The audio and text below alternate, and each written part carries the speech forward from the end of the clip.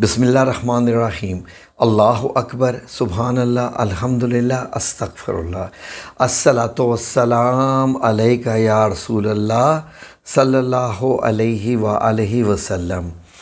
ناظرین، آپ نے یہ جو ویڈیو دیکھنے کا فیصلہ کیا، وہ ظاہر ہے کہ آپ نے اس کا جو تھمب نیل دیکھا کہ آپ ایک طرف ہوں اکیلے اور پوری دنیا بھی ایک طرف ہو جائے تو کوئی آپ کا کچھ بگاڑ نہیں سکتا۔ ناظرین، یقین کیجئے کہ یہ بات اتنی ہی سچ ہے کہ جتنی اللہ رب العزت کی ہر بات حق اور سچ ہے۔ ناظرین، قرآن پاک میں سورہ آل عمران کی آیت نمبر 173 کا جو آخری حصہ ہے، اگر آپ اس پہ غور کریں تو آپ کو پتہ چلے گا کہ واقعی انسان اکیلا نہیں ہوتا اگر اس کا ایمان مضبوط ہو۔ اس کا ایمان کس پہ مضبوط ہونا چاہیے؟ دنیاوی طاقتوں پر نہیں ہونا چاہیے، آسمانی طاقتوں پر ہونا چاہیے۔ آسمانی طاقتوں میں اللہ رب العزت جس کے ساتھ ہے، اس کو کسی کی بھی ضرورت نہیں۔ ناظرین، قرآن پاک کی یہ آیت نمبر 173 سورہ آل عمران کی آیت نمبر، میں آپ کو بتاتا ہوں اس کا ترجمہ، تاکہ اس کے بعد تھوڑی سی تشریح میں آپ کو آسانی ہو جائے گی۔ ناظرین، ترجمہ اس کا ایسے ہے، اسکرین پر آ رہا ہے، غور سے سن لیجئے۔ جب ان سے لوگوں نے آ کر بیان کیا کہ کفار نے تمہارے مقابلے کے لیے لشکر کثیر یعنی بہت بڑا لشکر جمع کیا ہے تو ان سے ڈرو۔ جب کن سے کہا جاتا ہے؟ مومنین سے کہا جاتا ہے۔ تو ان کا ایمان اور زیادہ ہو گیا، مومنوں کا ایمان اور زیادہ ہو گیا یہ سن کر کہ کفار نے لشکر کثیر یعنی بہت بڑا لشکر جمع کیا ہوا ہے۔ اب آیت کا ترجمہ ہے تو ان کا ایمان اور زیادہ ہو گیا اور وہ کہنے لگے کہ ہم کو اللہ کافی ہے اور وہ بہت اچھا اور کارساز ہے۔ ناظرین، یہ چیز ہے، جب آپ کا اتنا بڑا ایمان ہو تو آپ کسی چیز سے بھی نہیں ڈرتے، اور اللہ رب العزت تو ان کی ہمیشہ مدد فرماتا ہے جو اللہ رب العزت پر توکل اور بھروسہ کرتے ہیں، جن کا ایمان یہ ہوتا ہے کہ ہمارے تمام مسائل کا حل جو ہے وہ اللہ رب العزت کے پاس ہے۔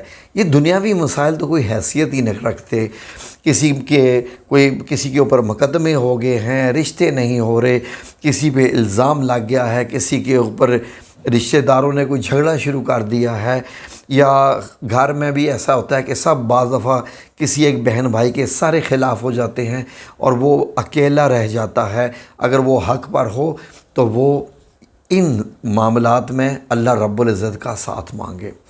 ناظرین، حیرت کی بات یہ دیکھیے کہ نمرود نے حضرت ابراہیم علیہ السلام کے لیے اتنی بڑی آگ جلائی، اتنی بڑی آگ کہ جس کے متعلق کہتے ہیں کہ وہ آسمانوں کو چھوتی تھی، یعنی اس آگ کے شعلے آپ یہ کہہ سکتے ہیں کہ شاید وہ بادلوں تک بلند تھے، جو بہت ہی اونچی آگ تھی، اور اس آگ میں پھینکنا بھی اتنا آسان نہیں تھا۔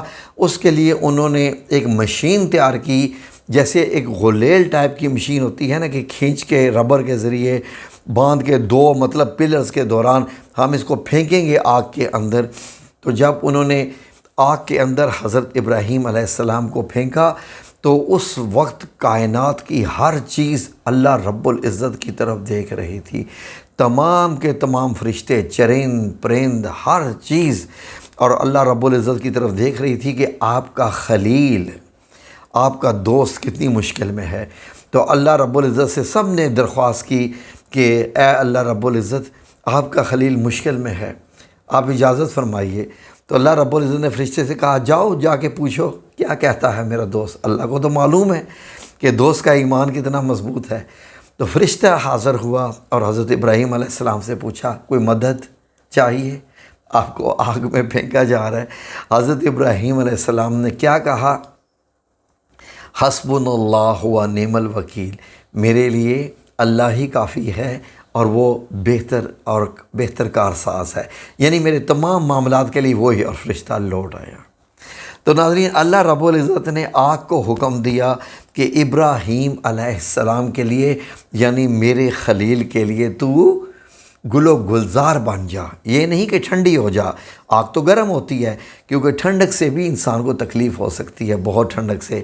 گل و گلزار ہو جا، تو حضرت ابراہیم علیہ السلام کے لیے آگ ایسی ہوگی کہ جیسے آپ کسی ایسی فضا میں ہو کہ جو آپ کو مزید جو ہے وہ طاقت بخشے، آپ کو مزید انجوائے، جیسے ہم کہتے ہیں نا آج کل کے زمانے میں کہ مزید بندہ اچھا فیل کرے۔ تو اس کے بارے میں ناظرین اور بھی اس میں چیزیں بہت شامل ہیں۔ تو ناظرین ہم لوگ بھی ظاہر ہے کہ بعض دفعہ پورا خاندان کسی ایک بندے کے پیچھے پڑ جاتا ہے کہ اس نے یہ کر دیا، اس نے وہ کر دیا، وہ اکیلا رہ جاتا ہے بیچارہ، وہ ڈپریشن کا شکار ہو جاتا ہے، انزائٹی کا شکار ہو جاتا ہے۔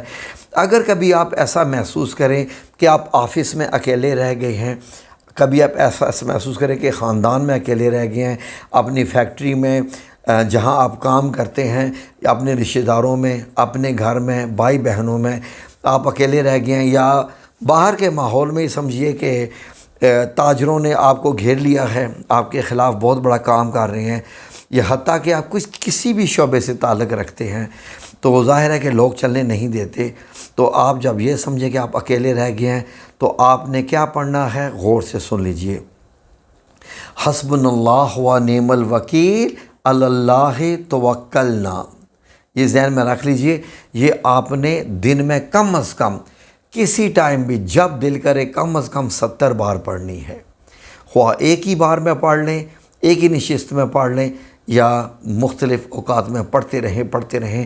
منیمم آپ نے اس کو حسبنا اللہ و نعم الوکیل علی اللہ توکلنا، اگر یہ سب اکٹھا پڑھیں تو حسبنا اللہ و نعم الوکیل علی اللہ توکلنا، تو یہ نبی کریم صلی اللہ علیہ وسلم کا ارشاد ہے۔